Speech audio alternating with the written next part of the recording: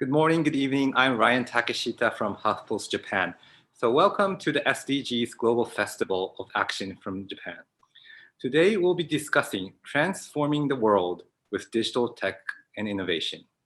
For those watching at home, you can join the conversation on social media by using the hashtag #TurnItAround. So I have written it down. It says turn it around. So please tweet and share your ideas on Turn It Around. So let me begin with you with some facts and figures and kind of walk you through this discussion topic. And I want to tell you guys why I think this topic is important. So this fact kind of shocked me. According to a recent study by UNDP, it warns that severe long-term effects of the COVID-19 pandemic could push an additional 207 million people into extreme poverty, bringing the total to over 1 billion in the world by 2030. However, with a focused set of investments towards the SDGs, an additional 146 million people could be lifted out of extreme poverty. And I think technology will be the key issue which we'll be discussing today. Technologies such as artificial intelligence, blockchain, cryptocurrency, virtual reality, the Internet of Things have proved their potential to advance and accelerate the achievement of the SDGs. On the other hand, advancement of technologies will also trigger new challenges as they can create inequality and even make it worse. So today's session, this session, will examine how the digital technology and innovation can bring opportunities and values to the furthest behind and contribute to the SDGs, especially addressing the poverty and inequality. So today we have three very important guests from Ghana, Nigeria, and Japan. And they all have brought transformation to people's lives. One, through provision of internet access in the non-electrified communities in Senegal. Another, through establishment of online value chain accessible by mobile phones in Nigeria. And last but not least, through provision of online agriculture advisory service in Ghana. They will all discuss opportunities and challenges exacerbated by the pandemic and provide foresights on the future of development. So that's kind of a summary of the session. And I'd like to begin with the self-introduction of three wonderful speakers. And I'll have Mr. Koichi Sato to bring this. So Mr. Koichi Sato, could you start the self-introduction, please? はい、はじめまして、シルクルキューブ佐藤と申します。現在セネガルからつないでます。ではプレゼンテーションを始めさせていただきます。私は20年フランスに住んでおり、ICT ビジネスで起業いたしました。その後セネガルで、その後アフリカ仕事でですね、アフリカに行く中、首都ではですね、インターネットが非常に速い通信があるということを見てきたんですが、地方では遅いもしくはつながらないといった大きな問題があることを私は知りました。その後私はですね、そのフランスで学んだ ICT 技術をですね、生かしてですね、アフリカで何か貢献できないということを考えました。それで日本での貢献でアフリカに何かをしたいということで、日本に起業して、日本の力でアフリカのデジタルインフラですね、を作りたいと考えました。で、その中で日本で起業した中、ビジネス、ティキャットビジネスディアログで、UNDP のアユドレ・オーデュソラさんにお会いしました。で、彼がですね、アフリカの、大きな太陽光の力で地方電化はどうしたらいいのかという私を質問を受けて、我々はじゃあ分散化電源とインターネットのビジネスをアフリカにすると決めました。で、その中で我々はセネガルをターゲットに地方の診療所に訪ねました。そうしますと、このように大きなODA の事業でですね、たくさんの電気の機材が入っているんですが、すべてほとんど壊れて動いていないということに気がつきました。で、これはじゃあ我々が何ができるかというと、メンテナンスが大事なんだなということで、我々は積み木スマートキットというものを開発しました。これはですね、この右の上にあるように、太陽光パネルと、蓄電池と電気ですね、そしてインターネットを組み合わせた1台の機材を我々が開発し、これをセネガルの保健省とですね、MOU を結びまして、10カ所の診療所に導入しました。そうしましたところ、電気だけでも明るくなるということで、多くの出産だとかですね、診療の、貢献ができるということも分かったんですが、インターネットがあることでデジタルのですね、e メディカルといったものができることが確認できました。じゃあこれでですね、我々がじゃあどのようにサステイナブルに電気を地方に与えるということを考えたときに、まずじゃあ我々はじゃあアフリカのために何ができるか、日本が何ができるかと考えたときにメンテナンスをするということをアフリカに技術的な提供したいと考えたんですね。その時にじゃあ我々は現地で物を作ると、現地で物を作ればメンテナンスができる、そしてメンテナンスができれば皆さんが使えると。でそれをですねオーソリティ、セネガルの政府だとか保健省とともにやっていく。なのでメイドインアフリカ with Japan ということを今推進しております。で我々のこれから皆さんのそうですね、農業だとか医療といったところでのデジタルのこれからの貢献ということをやっていくんですが、地方には本当に電気も通信もないんですね。なので高速のインターネットがないと何もできないことを現地で分かってきたので、我々はこの左下のこの状況からこの右上のこれ我々の MOU を結んだセネガルのサンジャラ市という都市の構想なんですが、ここへ向かってですね、我々はバックキャストで何ができるか、まずは現地で話をして、じゃあどういった電気が必要なのか、まずは小さな電力、まずインターネットができることから始めよう。そして診療では明かりとですね、デジタルの通信ですね、これを重ね合わせたもの、それを現地の人たちとじゃあサステイナブルにずっと使えるものということを提供していくことで、またビジネスが広がる。そして2人のね、また素晴らしいパネラーの方々がいらっしゃいますが、彼らにとってもその地方でですね、高速インフラが使える、電気通信インフラが使えるということを提供していきたいと考えております。そしてですね、これからアフリカの若い人たちが多くの雇用を求めている、そこに対して我々は仕事を与えられることをやっていきたいと思います。そしてもう一つ感謝として、ユニドのですね、セネガルコンサルタントのアイサトゥ・ンジャイさんですねには非常に協力をいただいてですね、セネガルでのこうした発展をさせていただくことができました。これからも頑張っていきたいと思いますので、どうぞよろしくお願いします。ありがとうございます。It was a great presentation. It was interesting that you used the term "made in Africa with Japan." What did you mean by that? "made in Africa with Japan" というのはどんな意味があるんですか？そうですね、これは我々見てきたのが、日本もしくは他の国から輸入されたものが壊れたときに、もう捨てるか新しく買うしかないということで、廃棄物がたくさんアフリカにできてしまうということを非常に悲しい思いしてたんです。じゃあ直すにはって言ったときに直す手段がないというのは全て外国から来ている。ではこの国で部品を持ってきて組み立てることができれば直すこともできるだろう。それはまた地球環境にも優しいし、太陽光を使うことでグリーンエネルギー、グリーン ICT ということが推進できると今考えています。それをまず小さなアトリエですが、セネガルで始まったところです。ありがとうございます。So, thank you, Mr. Sato-san. So next we have Ms. Ada Osakwe from Nigeria.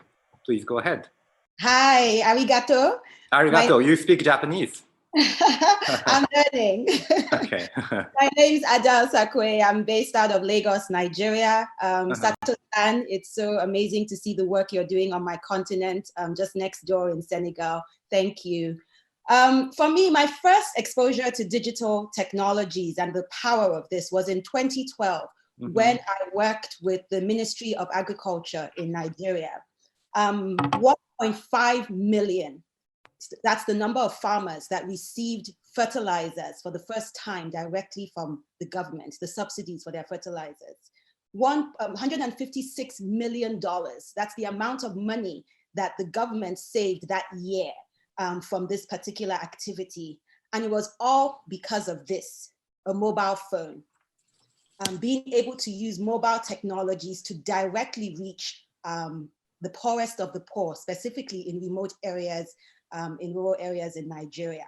So that was critical to achieving our objectives. It was critical to transforming the lives of so many people for the better. Since then, I continue to see the power of big data, smart technologies to transform agriculture. Specifically, it's so lovely to see things like using drones to do remote geo-checking and understanding where to plant crops, remote sensing technologies to ensure that water is applied properly and fertilizer is applied properly. And all these things truly help productivity and to improve the yields of our farmers, not just in Nigeria, but across Africa. But you know, it's one thing to increase productivity. It was so important because we were importing about $11 billion worth of food in Nigeria at the time. And for me, I was just like, this is food that our farmers can produce right here on the soil. So it was one thing to do that and increase their productivity. But what I was seeing was that in many times they were increasing their yields, but they were having no one to buy these produce from them. So they had so much production, but we had over 60% food waste in Nigeria.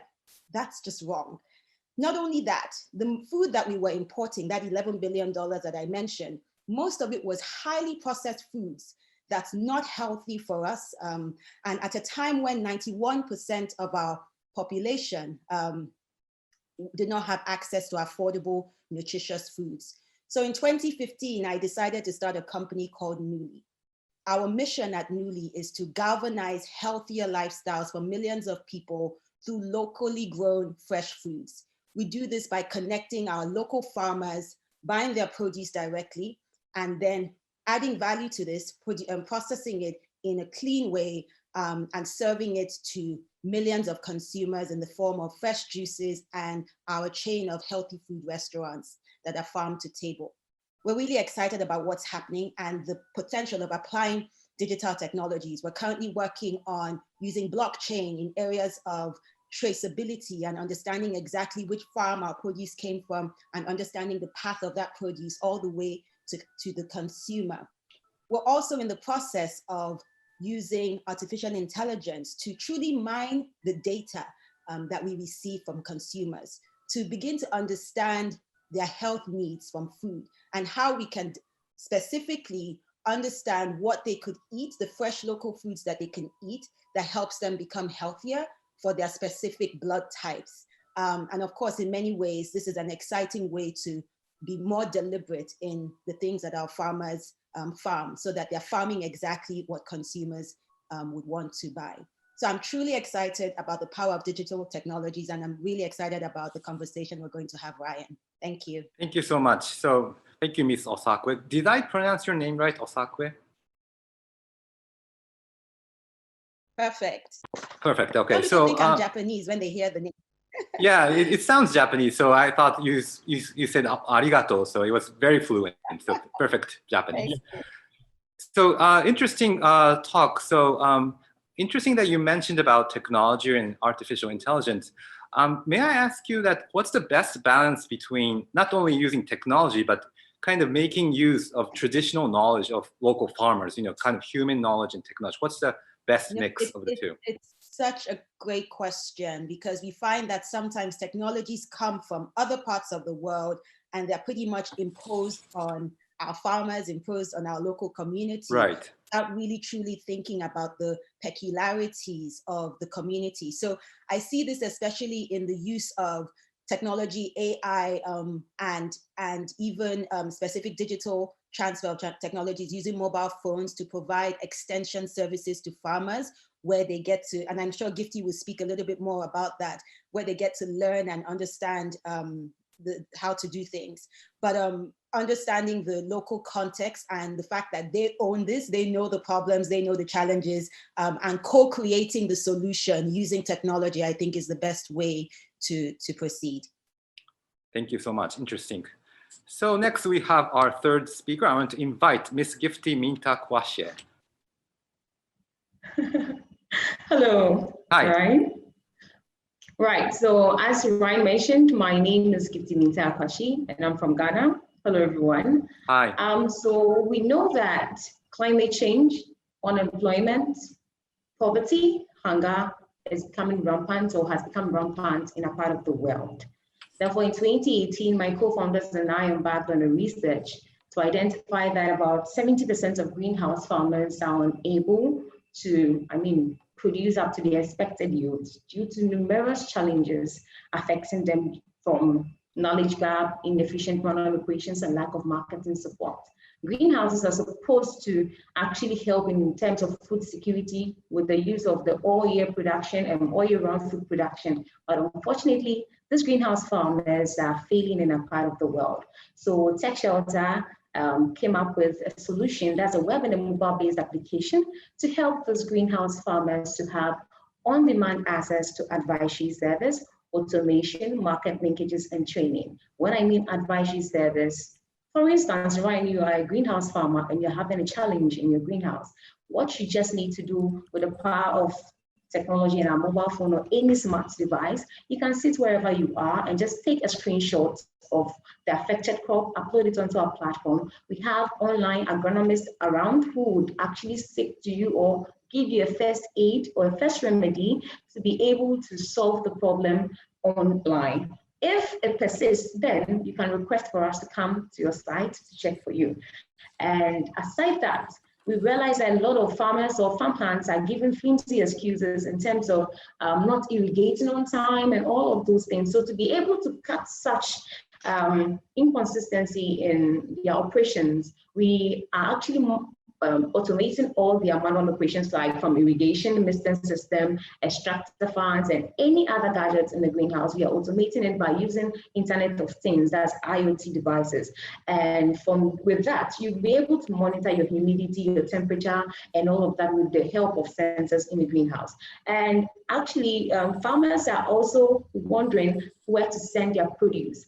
They actually lack the knowledge of what, when, and how to grow the crops the consumer needs. So with our marketing platform, what we do is we help you, the farmer, to know what exactly our customers or your customers want. So we help these greenhouse farmers to sell their produce because we have ready markets. Through our research, we're able to identify high-end yield markets to help these greenhouse farmers supply their produce after production. And we do this online and also offline as well.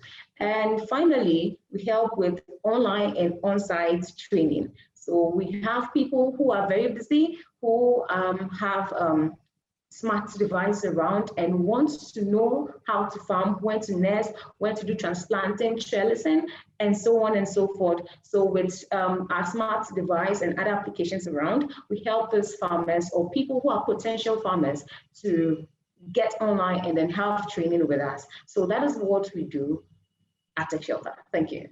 Thank you so much. So I'm just looking at your bio and says that you're keen on the empowerment of women and youth. Could you tell to the audience more about your challenge, your wonderful challenge? Right, so I'm going to speak with regards to agriculture. So I realized that a lot of youth are not really interested in coming to the agriculture space because they feel it's for the old folks and agriculture is not really attractive to the youth. Why am I saying this? With the digitalization of, your business processes in the agriculture sector, it will be appealing and interesting for the youth to come on board because throughout the research, you realize that the ladies are really not interested because of the drudgery and all of those things. But after automating some of our processes and also introducing the greenhouses and smart aquaponics, hydroponics, and other smart ways of doing things in the agriculture sector, more youth, especially the women, are interested in coming on board. And when you come to our sites, we have a lot of ladies we are training in the greenhouse. Even persons with disability are able to work in the greenhouse because it is not stressful as we see it. With the use of the smartphone, you can just irrigate on your phone. So if a person with, disability is in the greenhouse, he or she, especially the women, will be able to just, with a button, turn on and off of, irrigation and other things, operations in the greenhouse. So that is what I can say for now. Thank you. Great, thank you. Okay, thanks everyone. So I have 3 questions to ask you, and I'll keep asking questions so you can just raise your hand and start speaking. But due to the lack of time, please keep your talk within about 2 or 3 minutes. So my first question is about COVID-19. So how have you found the impact of COVID-19, both from positive and negative sides, and how do you prospect your work and contribution in building back better? Does anyone want to start? そうですね。コロナに関しては本当にたくさんの方々が亡くなられたことは本当に残念に思っています。ですので我々の進めているデジタルインフラですね。これはまず保健省とですね、一緒にやっているところなんですが、やはり情報という意味合いでたくさん提供していかなきゃいけない。そこに通信が必ず必要だということ。で、あとはですね、この COVID に対して非常に我々のそのビジネスというか貢献が加速できたのがデジタルによるこの Zoom もそうなんですが、Zoom 利用よる話し合いが日本とアフリカで非常にこうなんでしょう円滑にできるようになったんですね。ですので COVID がなければこの我々のそのスピードっていうのもスピードアップしなかったでしょうし、またそれをもって貢献できますので、我々はそうですね、ちょうどいいタイミングでこのビジネスができているのかな、そしてこの貢献ができるんだろうと今考えております。Yes, I really agree because we had such technology like Zoom or online video chat, but it was after COVID-19 that we began to realize the importance of it. So, any others? Do you have any thoughts on impact of COVID-19 on both negative and positive side? Yeah, I can go. Go ahead. Yes, sure. It's really sad. Like Sato-san said, it's really sad of the number of people, and our condolences to those who have lost loved ones.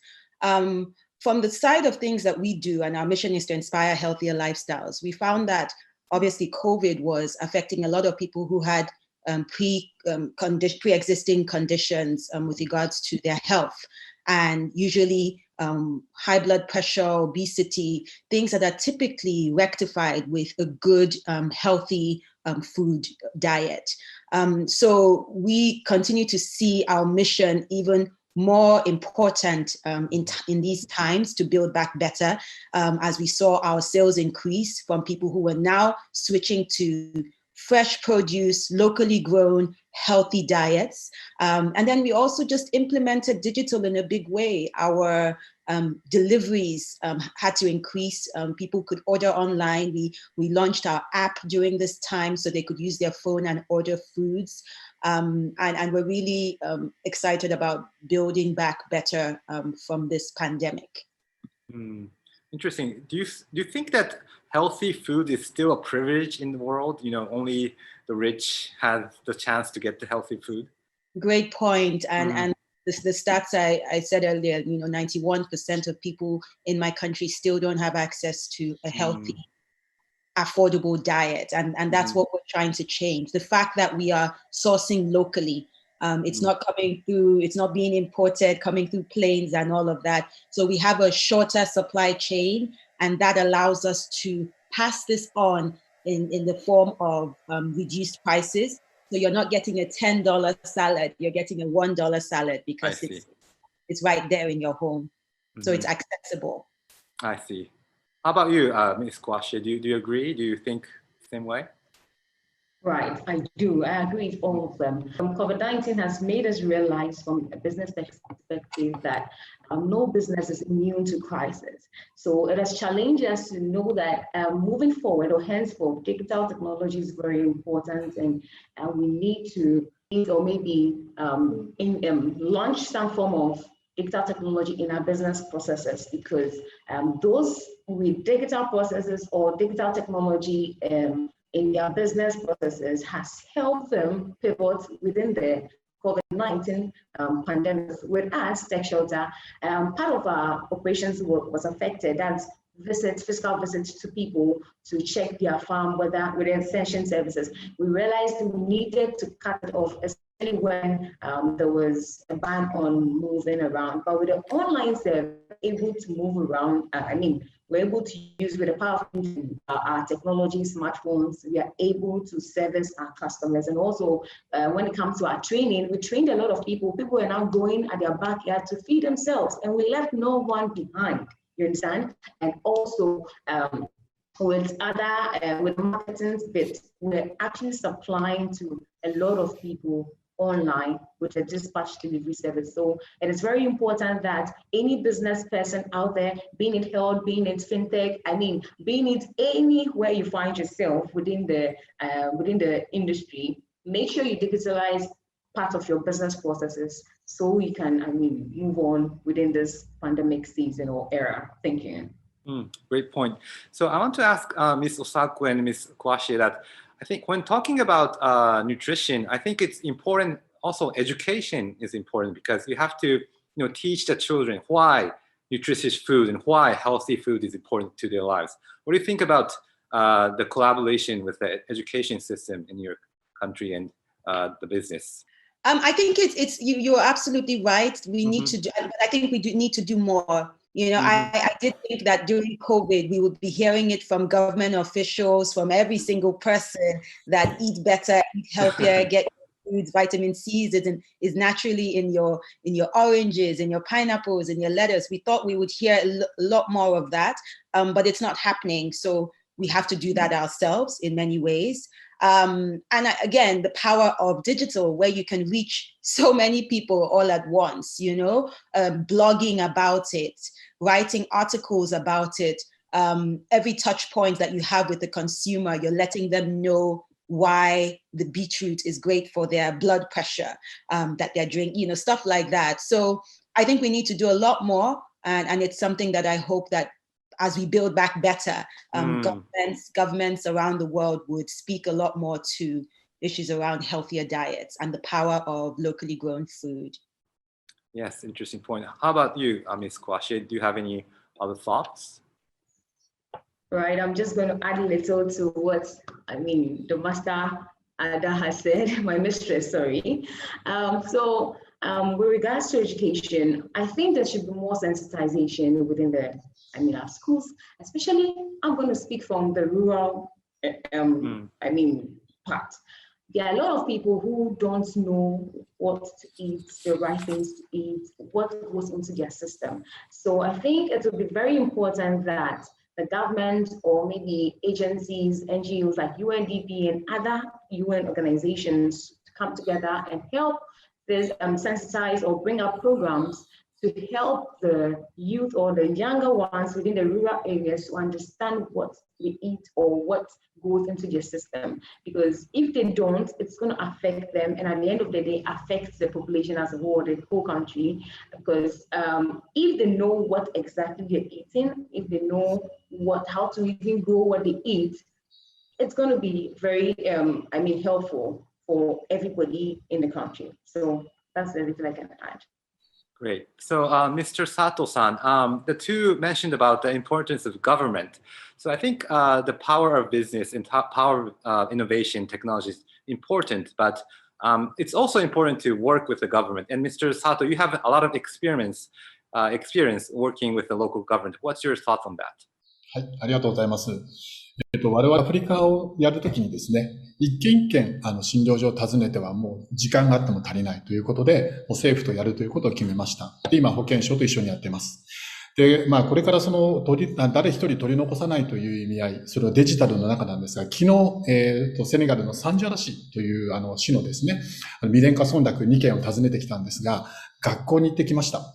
で、学校は電気も通信もないんですね。なので先生もパソコンが使えない。すべて紙と鉛筆なんです。なので、その先生は自分のためでもあるが、子供たちに IT の教育を教えたいということをおっしゃってたんですね。なので今、この会議を聞いている方々は、インターネットがある方々が聞いてるんですね。なので、聞けてない方々はすべて取り残されている。たくさん取り残されている。この部分をじゃあどうしたらいいかということは、やはりアフリカの政府とともに、日本が民間、プライベートセクターが何をするかということを話をしていく。ということで、こういったやり方だと、そのセネガル、もしくはアフリカの多くの地方の学校、病院に電気と通信がある。それでデジタルの教育ができたり、診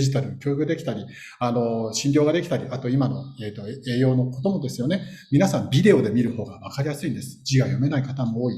なので、そういったところで、我々は民間だけだと難しい。なので、日本のガバメント、日本の政府と、こちらのアフリカの政府とですね、共に一緒に何かを作っていく、ハーモニーをですね、やっぱり作っていきたいというふうに考えています。Thank you. So Sato-san mentioned an important term of to leave no one behind. I think this is one of the key phrases when we are talking about technology. So I want to ask you three, what's like the value of digital technology in trying to leave no one behind? And how can what needs to be taken care of to leave no one behind? そうですね。言ってみるとですね、その未電化村落はそこでカルチャーとしてすでにあるんですが、そこもそこで幸せそうに暮らしている方々もいるんですけど、一方やはり出産の時に亡くなるだとか、やはり生活の危険にいつもさらされている子供たちは水を運んだりということもありますけれど、やはりその電気という意味合いで水でポンプを引っ張ってくる農業を増やすということもそうですし、そこには必ずインターネットが必要。やはりその地方の方々のが、皆さんが生活が豊かになることで、なんでしょうね。その生活レベルが上がり、収入が上がり、そして、なんでしょう。生活が豊かになるイコール、私が考えるのは人口が今後増えすぎるので、地方の人たちも生活レベルが上がって子供に教育を与えられる、デジタルによって教育を与えられることで、収入を増やす。そしたら子供は増やさずとも、デジタルなり、その電気でのその農業機械をですね、動かしてですね、もっとより、人口が増えないながらも、アフリカを豊かにすることができる。そのために自立したアフリカの支援をしたいというふうに考えています。Do you two agree on that, the point Sato-san made, that technology can help empower the family and the lifestyles of each people living in Africa? Sorry, I just wanted to say I agree with everything Sato-san said. It's just so important. We have hundreds of millions of people, not just in Africa, worldwide, that still don't have access to the technology. So they're being left behind by this digital transformation and what we're seeing. So we just have to find more inclusive ways to carry them along.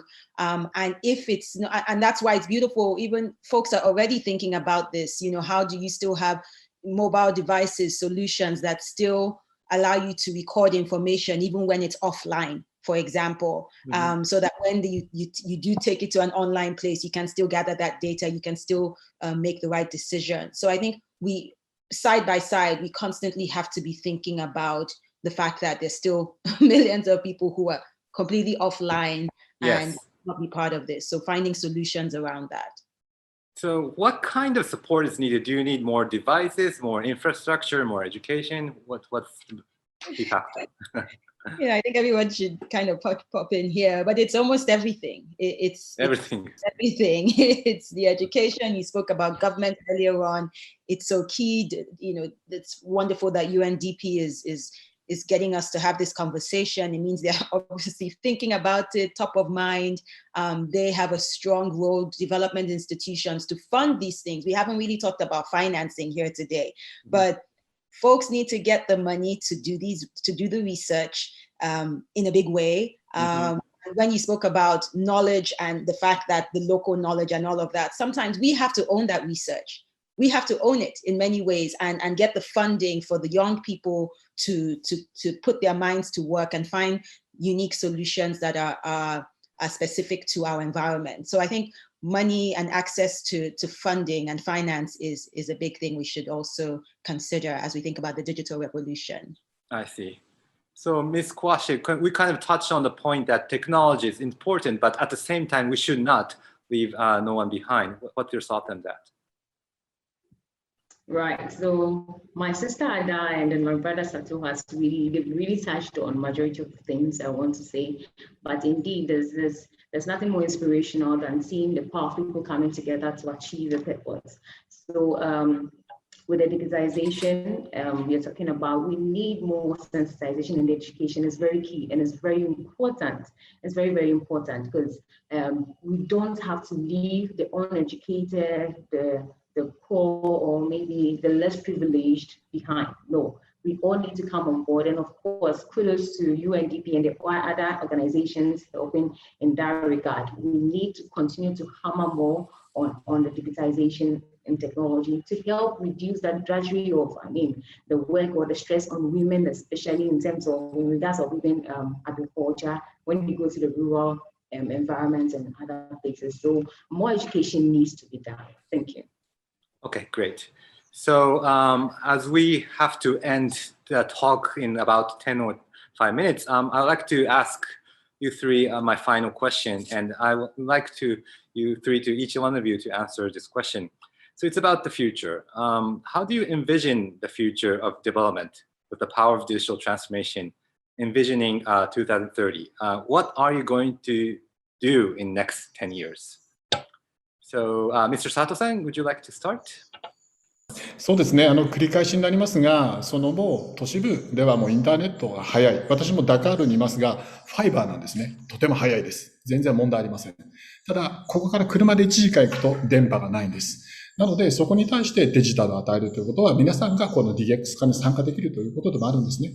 で、一点、この10年というか、この我々3年やってきた苦労を一つ伝えたいということと、であと改善すべき点、これはすべての国、すべての国際機関に伝えたいんですが、我々日本のスタートアップ、小さいスタートアップです。それは我々の力でセネガル、JICA さんに支援いただきながら、セネガルのその保健省というと話をしたりとかですね、AFDB に行きました。ただ、ファイナンスが非常に大変なんですね。もう10億円以上といった金額のファイナンスは得られるんですが、それ以下のファイナンスをしてくれるところはどこでもなかったんです。日本にもない、国連機関にもない、セネガルにもない、本当に大企業向けのスキームしかない。なので、アフリカにもたくさんのスタートアップいますが、そこに対する投資っていうのは非常に小さい金額、できるインパクトは少ないんですね。なので我々は、その部分をですね、世界がアフリカを開発、ディベロップするんじゃなくて、アフリカでビジネスをする、DX 化をする、そこに対してですね、非常に大きなポテンシャルをちゃんと感じて、アフリカの大きな、ビジネスであると。それが生活を豊かにするためであり、人の雇用するためであり、そのマインドチェンジをしてですね、もっと多くのですね、アフリカを目指す、アフリカにいる皆さんへの投資環境をですね、もっと理解してもらいたい。まだアフリカは全然ですね、アフリカの外の方々は見えない部分もあるので、いつまでも開発ということではなく、ビジネスとしてですね、しっかり雇用を目指し、教育を与え、やっていくということを非常にやっていくのがこの10年だと私は考えています。そのために全力で尽くしていきます。Yes, I agree that it will be a lot of opportunities in terms of investment in business, and that's a very good point to touch upon. So next, I have Ms. Osaka. Yes, please. Sure. Ryan, everything we do at Newly right now is really just the tip of the iceberg with regards Yes. to such a huge, big problem, a really big problem we're trying to solve. And, as I see the fact that $3 trillion is the size of the packaged foods industry worldwide, imagine if all the big food companies were using proper food technologies to research the right local produce that could actually be better for the products that they're making, that can go around the world and give us healthier diets. I think it's a big thing to see. So I'm seeing a few companies looking in that way, using big data, analyzing, doing good research with machine learning to truly understand what are the right products, the right food items to use as raw materials in their products, so that we have a healthier community. So that's really what I want to see going forward in many ways, and hopefully in the process, using our rural communities, our local farmers to source those raw materials so that you can completely change their lives and create wealth for millions of people. Yeah, so Ms. Kwashi, I'd like to ask my final question about the future. How do you envision the future of development with the power of digital transformation, envisioning 2030? What are you going to do in the next 10 years? Right, thank you very much for the question. And so the future of agriculture, or the future of any other industry, is going to experience a very massive transformation with digital technology. So with my company like this, we're going to do extensive research in technology and advance ourselves in the next 10 years to be the go-to hub for all greenhouse support services in Africa and beyond. So that is what we are going to do. And my advice to everyone is that wherever you are, whatever you find yourself doing, make sure you fix in some form of technology in your business operations again, because if you fail to do that, you're going to be out of business and then out of relevance. Thank you very much. Thank you. Thank you so much. So, Mr. Sato, do you have anything to add? ありがとうございます。今回は日本人としてね、参加させていただきました。日本の方ですね、少額ですが、というか、出資を賜りまして、これからアフリカにやるということで、日本で、だんだん注目を浴びてきました。本当に日本からアフリカは遠いんですね。なので、日本、まだやっぱり日本のリスクを取らないというような文化があるんですが、これからは本当にそこを変革というかですね、マインドチェンジをしていただいて、我々がロールモデルとしてやっていきますので、今後アフリカは遠いね、いつかやりたいということではなく、本気モードでですね、一緒にやることを日本政府にですね、そして日本の民間の方々にお願いしたいと思っております。はい、ありがとうございます。Thank you so much, Sato-san. So thank you, Sato-san. Thank you, Ms. Osakwe and Ms. Kwashie. So today, I think I learned that technology itself won't solve everything. It's the people or the NGOs or the entrepreneurs or the government working together with technology that will solve a lot of problems. And we touched upon a lot of great aspects today, but still, I think this is only the beginning. And I hope not only us, the four of us, talking today, but those who are watching will take action and making use of technology and thinking about why we should use technology, what purpose we should use that technology, and to take action to make the world a better place. And I hope you can tweet using Turn It Around and share your thoughts and continue the conversation.